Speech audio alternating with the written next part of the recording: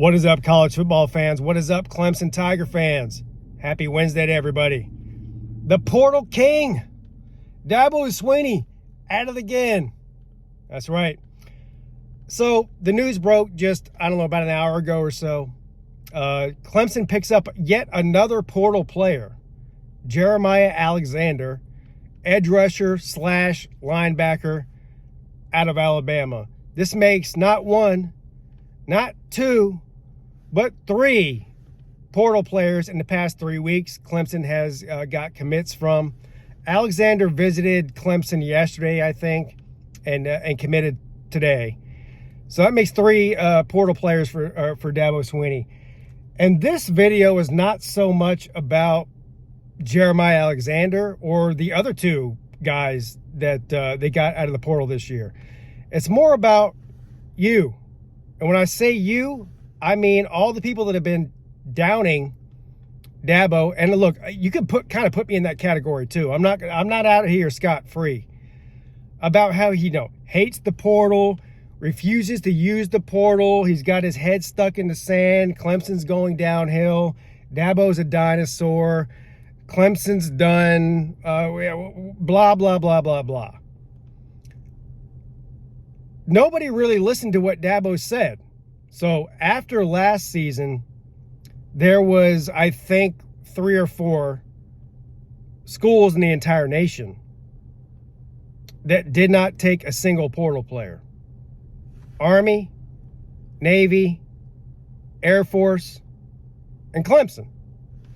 And so it was, again, the narrative that Dabo just hates the transfer portal, that whole thing. Even though Dabo said over and over and over and over again, I'm not against the portal.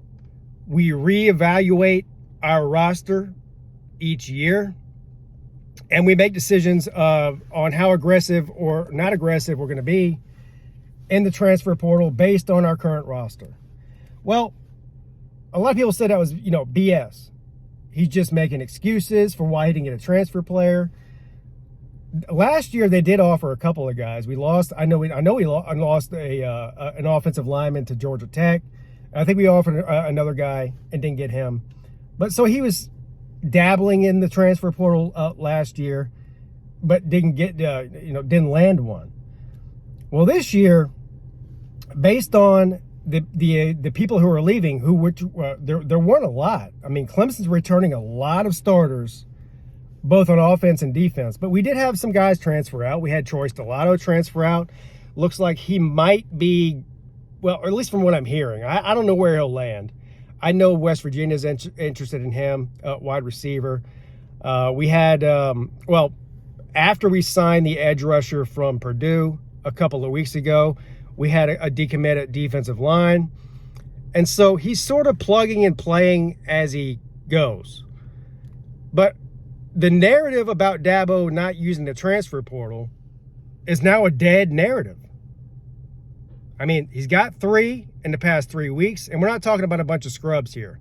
Now, I'm not going to sit here on this video and pretend like I know that the wide receiver they got from South Missouri State and the defensive end they got from Purdue, who at the time was the #1 defensive end in the portal, and Jeremiah Alexander from Alabama are, the greatest thing since sliced bread. That's not the whole point of this video.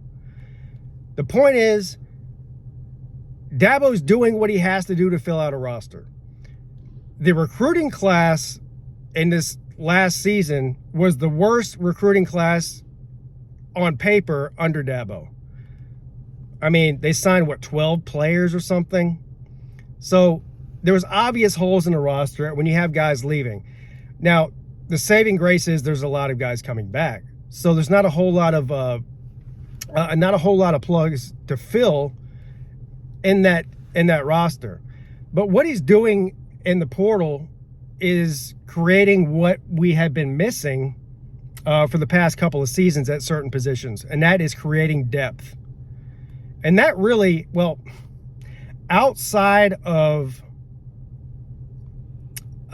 coaching, Wes Goodwin on defense, that has been the problem, right?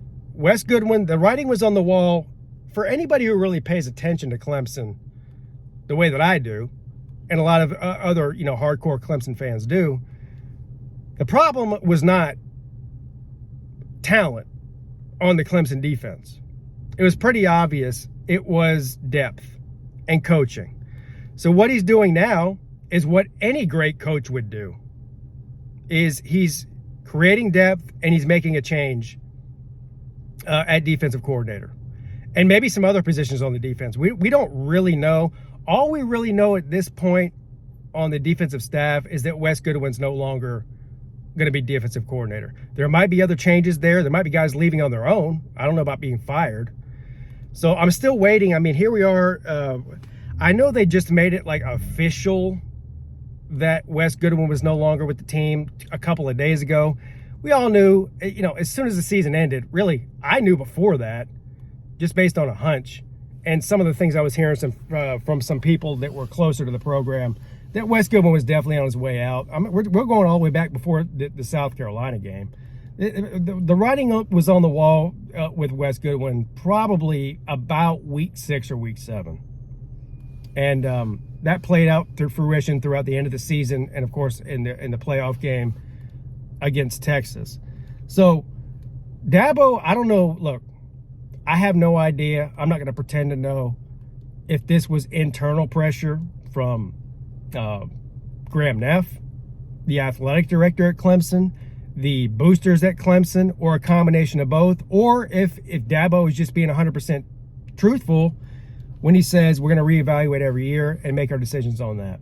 But one thing I will say here, you've got to give Dabo credit. And I know a lot of you don't want to give him credit. You got to give Dabo credit because you said he wouldn't adjust to the times. You said he just had his head buried in the sand. And he's doing all of the things that you said that he wouldn't do. So you've got to give him credit as far as that goes. Now, look, I think, and this is just my personal opinion here, you could say I'm biased or not. The roster at Clemson next year, based on what's coming back and what they're building through the transfer portal and the recruiting to a lesser degree, Clemson's going to be absolutely loaded next year. The defensive coordinator hire and whatever position coaches need to be filled, if there are any, is going to be imperative to this. But Clemson is going to be absolutely loaded next year. After next year, things get a little bit more sticky because of the recruiting class we had this year. The amount of people, the amount of blue chip players on this team, both offensively and defensively, is a big deal. So 2025 season is going to be imperative. They have a chance. So you're saying there's a chance. They have a chance to make a run. Not only into the playoffs, deep in the playoffs. I saw a graphic that came out, and of course, look, man, we're talking about, we are in January of 2025, and these predictions that people make as far as playoffs and playoff seedings in January of a season is kind of silly. But I saw, I've seen a lot of predictions of Clemson being a top 4 seed, a bye team going into next year. I don't know if any of that's going to happen. I don't pretend to know. Obviously, a lot that goes into that, who they're going to get a coordinator, injuries during the season, during the offseason, all that kind of thing happens. But I think right now, Clemson is poised probably more than they have been since 2019-ish to make a deep run in the playoffs. So I'm excited. I'm excited for not only this coming season, I'm excited for the future of the program. All the criticism that Dabo gets, when things go south and changes need to be made, he makes them. And the people with the biggest egg on their face right now, I say the people, the fan base with the biggest egg on their face right now is Alabama. Not because of the Jeremiah Alexander acquisition. It has nothing to do with it. I mean, people transfer out, Clemson players transfer out. They could go anywhere. But it wasn't but just a year ago in January that these jabronis in Alabama were lining up around whatever dump square that is in the middle of that campus in Tuscaloosa and yelling through a microphone, a megaphone, not even a microphone, a megaphone. Anybody but Dabo. Anybody but Dabo. Anybody but Dabo. Alabama missed the playoffs. Now we're taking their players. Y'all really effed up with the anybody but Dabo deal. Not that he would have gone there anyway, but even if Dabo Swinney was even thinking, considering making a change and going back to his alma mater a year ago, all he had to do was turn on YouTube for 2 seconds and hear these morons talking about, we don't want Dabo. Dabo's a dinosaur. He'll never be Nick Saban. Hey, guess what? Caleb DeBoer will never be Nick Saban either. You guys are stupid. You guys ran off the best potential coach you could possibly have. And you got Caleb DeBoer.